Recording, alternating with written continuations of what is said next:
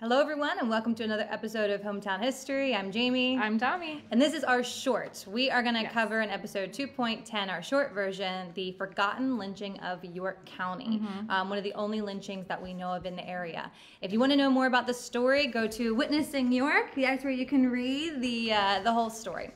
So where this is taking place is in Warrington Township, and this is in the northeast quadrant of York County. This is where Dami and I live, so it's right close to our hometown.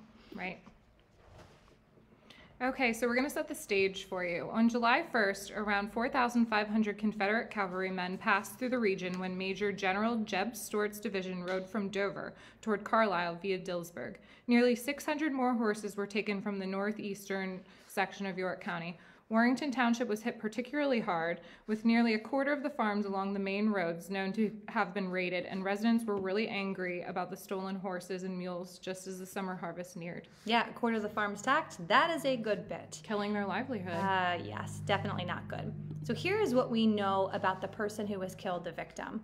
There was at least one rebel raiding party, like Jenkins' party, that went through our area from June 27th through 29th that was accompanied by a black man. And we don't know if he was a slave or if he was a servant, but he had accompanied the troops on an expedition throughout Pennsylvania.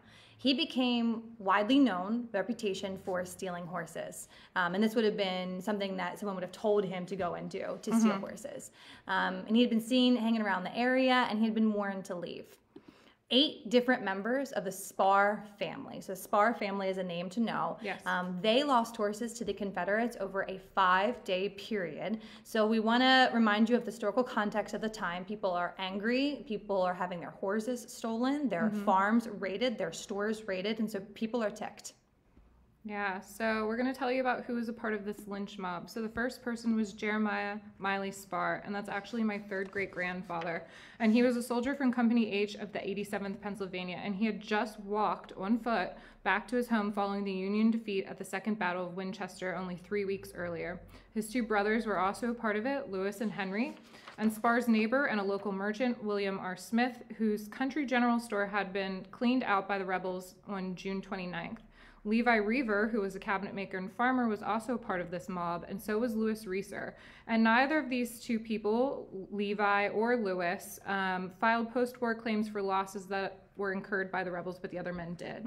Here is what we know then about the actual lynching.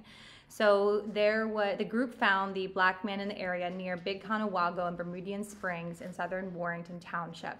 They had some verbal sparring, going back and forth with each other, and then Jeremiah Spar, he murdered the man with at least 3 shots from his military-issued Springfield rifle. We want to point out that race played a role in this.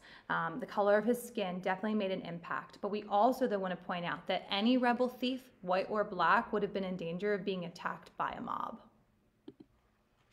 And after the lynching, they hid the body under some brush along the side of the road. And in the aftermath, the body was eventually discovered, and the coroner's inquest happened. And afterwards, 2 prominent Wellsville men, John E. Wells and David Coldwater, pushed for 6 men to be arrested. It took several weeks for a grand jury to be convened in York under Judge Robert Fisher, but lacking sufficient evidence, the charges were ultimately dismissed. So they got away with it. They did, yes. Dami then found some cool pieces of history. Yeah, that is my 3rd great-grandfather Jeremiah Spar's tombstone, his enlistment records, and then talking about a pension that he was receiving from the Army. So here are our takeaways from this lesson.